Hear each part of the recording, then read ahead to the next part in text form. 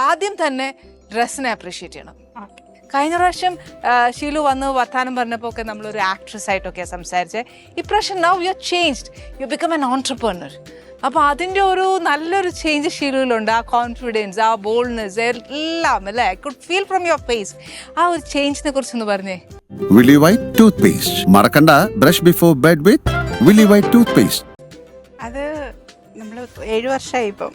Correct. 7 വർഷം എന്ന് പറയുമ്പം എൻ്റെ വയസ്സും കൂടിയല്ലോ. അപ്പം ഞങ്ങൾക്ക് തോന്നില്ല സ്റ്റിൽ ലൈക്ക് ദാറ്റ്. നമ്മൾ സ്ത്രീകൾ എപ്പോഴും നമ്മൾ മച്ചുവേർഡ് ആവുന്നത് ഓരോ വയസ്സ് കൂടുന്തോറും മച്ചുവേർഡ് ആവുന്നതായിട്ടാണ് എനിക്ക് ഫീൽ ചെയ്തിട്ടുള്ളത്.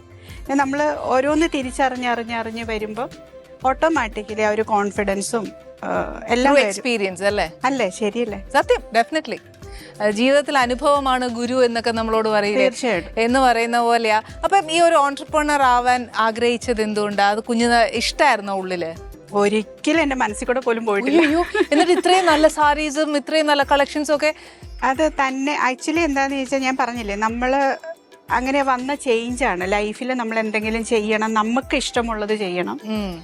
അല്ലെ നമ്മളെപ്പോഴും ഇങ്ങനെ ഹസ്ബൻഡിന്റെ കീഴിൽ ജീവിക്കുന്ന ഒരു ഭാര്യ തന്നെയാണ് ഞാൻ. അദ്ദേഹത്തിന്റെ പൈസ യൂസ് ചെയ്ത് അദ്ദേഹം തരുന്ന എല്ലാ ഭാര്യമാരും അങ്ങനെ തന്നെയായിരുന്നു. അപ്പൊ ഇപ്പം പിന്നെ ഞാൻ പണ്ട് വർക്ക് ചെയ്തിരുന്നല്ലോ, ഞാൻ നേഴ്സായിരുന്നു.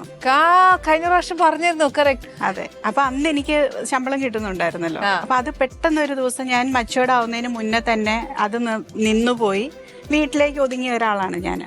അപ്പൊ എനിക്ക് പിന്നീട് നമ്മളൊരു ഏജ് ആകുമ്പോഴത്തേനും, ഒരു 40s ഒക്കെ ആകുമ്പോഴത്തേനും ഫീൽ ചെയ്ത് തുടങ്ങുമല്ലോ, നമ്മളൊന്നും ചെയ്യുന്നില്ലല്ലോ. എന്റെ വീട്ടിലെ ജോലി ഓൾമോസ്റ്റ് കഴിഞ്ഞ പോലെ എനിക്ക് തോന്നി തുടങ്ങി. പിള്ളേര് വലുതായി. അതുവരെ എനിക്ക് ഞാൻ ഭയങ്കര എൻഗേജ്ഡ് ആയിരുന്നു.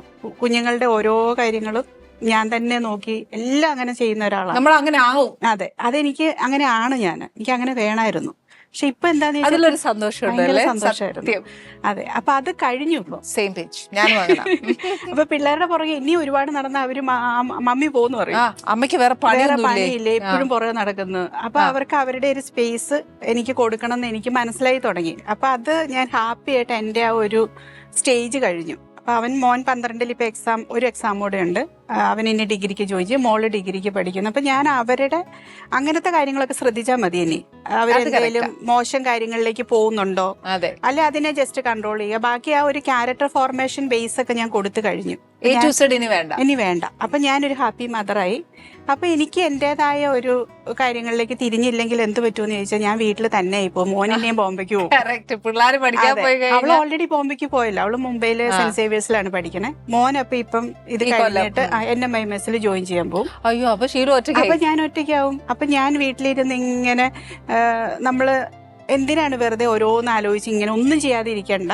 അപ്പൊ എനിക്ക് ഇഷ്ടമുള്ള ഒരു സ്പേസ് എന്ന് പറയുന്ന സാരി ഉടുക്കാൻ ഇഷ്ടമായിരുന്നു. അങ്ങനെയാണ് സാരീസ് ചൂസ് ചെയ്തത്. എനിക്ക് ഇപ്പോഴും അന്നും ഇന്നും ഒക്കെ എനിക്ക് ഷീലുവിന്റെ അടുത്ത് ഇന്നും പരിഭവം എന്നാന്നറിയോ, ഒരു നേഴ്സായിട്ട് അത് എന്നത്തിനാ വേണ്ടാന്ന് വെച്ചേ. അത് ആക്ച്വലി ഇഷ്ടമല്ലായിരുന്നോ? അങ്ങനെയല്ല. പുള്ളിക്ക് ആക്ച്വലി നേഴ്സായി കഴിയുമ്പോൾ നമ്മൾ പുറത്തായിരിക്കുമല്ലോ. ഞാൻ കുവൈറ്റിലായിരുന്നു. അപ്പൊ ഞാൻ അവിടുന്ന് പിന്നെ UK പോകാനുള്ള തയ്യാറെടുപ്പിലായിരുന്നു. അപ്പൊ ഞാൻ UK പോയി നമ്മൾ അവിടെ സെറ്റ് ആവും.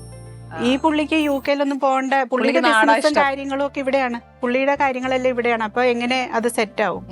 വർക്ക് ആവത്തില്ലല്ലോ. അത് തന്നെയല്ല, നമ്മൾ ഏൺ ചെയ്യുവാണല്ലോ ചെയ്യുന്നത്. നേഴ്സുമാര് ഏൺ ചെയ്താൽ നമുക്ക് ആവശ്യമുണ്ടല്ലോ, പൈസ ആവശ്യമുണ്ട്. എനിക്കുണ്ടായിരുന്നു. പക്ഷെ പുള്ളിയുടെ കേസിൽ പുള്ളി ഏൺ ചെയ്യുന്നുണ്ട്. അപ്പൊ ആരെങ്കിലും ഒരാള് മതിയെന്നുള്ളതല്ലോ, പിള്ളേർക്കും ഒരു ഗൈഡൻസ് ആവും. പക്ഷെ എന്നാലും നാട്ടിലൊന്നും ട്രൈ ചെയ്തില്ല നേഴ്സായിട്ട് വർക്ക് ചെയ്യണം? ഇല്ല. പിന്നെ അങ്ങനെ അങ്ങ് നിർത്തി അതങ്ങ് എന്താ പറയാ, ഭാര്യ, ഒരു അമ്മ, ആ ഒരു റോള് കറക്റ്റ് ആക്കാൻ. പക്ഷെ ഇപ്പൊ ഈ ഒരു ബിസിനസ് ചെയ്യുന്നതിന് മുന്നേ ഞാൻ വീട്ടിലിങ്ങനെ ഈ പറഞ്ഞ പോലെ ഒന്നും ചെയ്യാനില്ലാണ്ടിരുന്ന സമയത്ത് ഞാൻ ആലോചിച്ചായിരുന്നു, സർട്ടിഫിക്കറ്റ് ഒക്കെ ഒന്നുകൂടെ പോയിട്ടൊന്ന് എടുത്തൊന്ന് റീ രജിസ്റ്റർ ചെയ്യണം. പിന്നെ നമ്മള് 5 വർഷം കൂടുമ്പം ചെയ്യണം നമ്മള്. അപ്പൊ ഒന്നുകൂടെ രജിസ്റ്റർ ചെയ്തിട്ട് ഇല്ല, ചെയ്തില്ല. അറ്റ്ലീസ്റ്റ് 5 years കൂടുന്ന രജിസ്റ്റർ ചെയ്തിടായിരുന്നില്ലേ? അതിപ്പം 10-20 കൊല്ലമായി, 22 years ആയി. അതൊരു അസറ്റ് ആണല്ലേ നമുക്ക്. അത് ഞാൻ ബോംബെയില് വീട്ടിലിങ്ങനെ സൂക്ഷിച്ചു വെച്ചിട്ടുണ്ട്. അപ്പൊ ഇടയ്ക്ക് ചെല്ലുമ്പോ എടുത്ത് ഇങ്ങനെ നോക്കും. ഞാനായിരുന്നല്ലോ. സ്റ്റിൽ നമ്മൾ പഠിച്ചതൊന്നും ഒരിക്കലും മറക്കാൻ പറ്റില്ല. ഞാൻ അത് എപ്പോഴും അത് അപ്ഡേറ്റ് ചെയ്തുകൊണ്ടിരിക്കും.